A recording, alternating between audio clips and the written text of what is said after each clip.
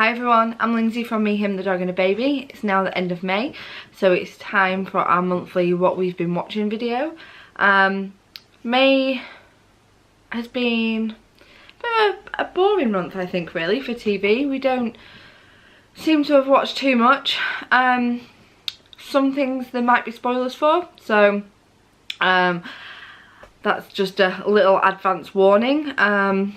So first up is something I tend to watch every single month, and that's Grey's Anatomy. So me and my sister, since she's been living with us, have been watching Grey's Anatomy from the very start. Now she's already watched some of this before. She's watched quite a lot of it actually, but she's got a terrible memory, so she always forgets what's going to happen. But this month we've been watching series 5, and just a couple of days ago we watched the series finale, and it was horrendous. So Grey's Anatomy's got a little bit of a reputation for being extremely sad and quite shocking, and the finale for season 5, I cried my eyes out. And unlike a lot of the other seasons we've watched so far, we've always had the next series waiting for us. And stupidly, this time we didn't have that. So as soon as that series finale finished, I went onto Amazon and I've bought the next 4 series on box set. So we've got 6, 7, 8 and 9. That should hopefully be delivered today or tomorrow. So we can start watching the next one really soon, because that was a bad cliffhanger to end on. If anybody has seen season 5, you will know exactly what I'm talking about. Obviously I don't want to say too much. I don't like giving spoilers because I hate spoilers. I hate them. I've accidentally ruined a couple of things for myself later down the line just because something popped up on Facebook, so I'm not very happy about that, so I wouldn't want to spoil it too much for anybody else. So what I will say is season 5, the ending, one of the best episodes so far, but horrendous at the same time. Now, I've also been watching The Resident this month, and that's another medical drama. When that first started, I saw a lot of people on Facebook say it was better than Grey's Anatomy, so we had to give it a try. But we're about 4 weeks in now and I just don't love it. And the difference, I think, with Grey's Anatomy is that you really like the characters and you can sort of really invest in the characters and you care about what they're doing. With The Resident, I just don't care. One of the main characters, Conrad, he is supposed to come off as a bit of a dick, but then he's also nice, and he's a bit like one of those characters where you're not actually really sure what they're supposed to be like. He's a bit confusing, he doesn't seem to be one thing or the other, and really he's just a bit bland. I think he's supposed to come across as quite exciting and different, but I just don't like him. And I sort of don't like the characters in it so much that I can't even remember half of the names, which is never a good sign. So I think I'm probably going to give up on The Resident as of now, which is a shame because I wanted something else to watch.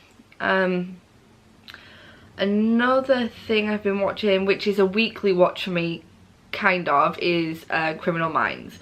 So when I went on maternity leave after having Erin, I started Criminal Minds from season 1, and I don't even know what season 1 now.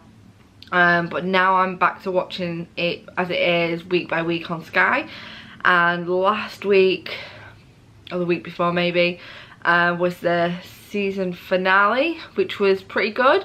And at the time that it aired, it wasn't actually sure whether Criminal Minds had been picked up for another season again. Like America has a time of year where either things get renewed or they get cancelled or that kind of thing, and at this point it wasn't sure about Criminal Minds and it left it on a massive cliffhanger.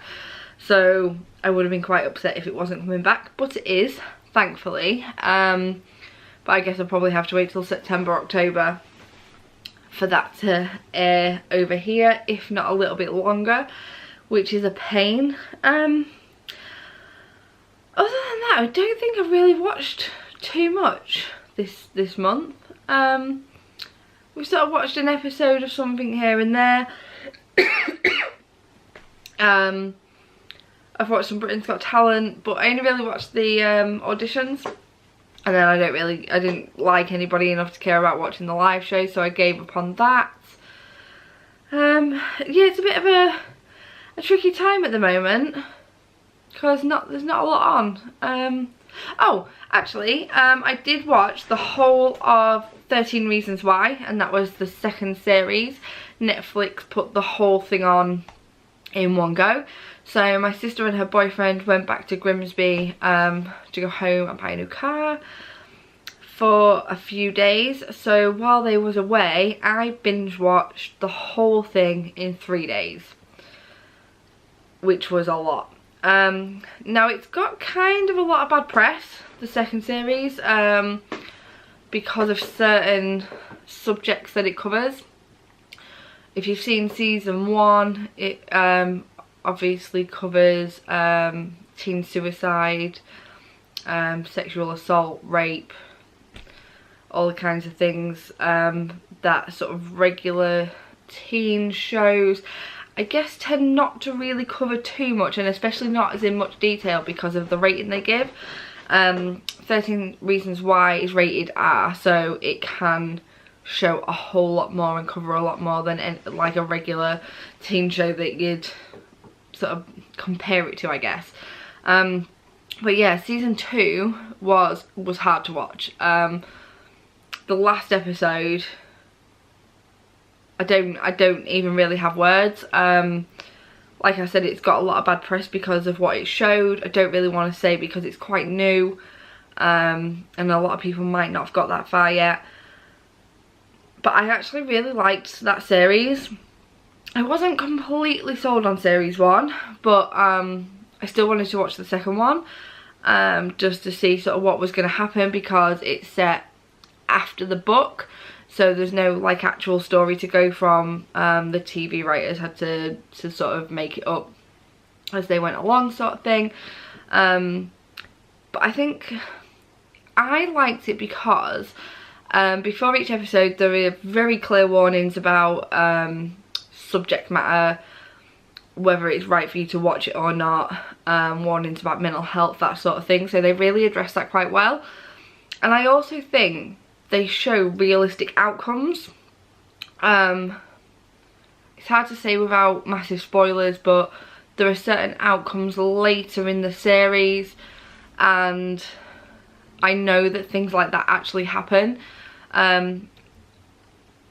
It's not the ideal outcome, and I know a lot of people will think it's sort